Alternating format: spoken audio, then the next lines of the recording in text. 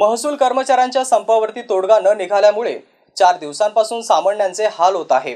प्रशासकीय यंत्रणा हतबल झाली असून या संपामुळे महसूल विभागाचे कामकाज खोळंबले आहे।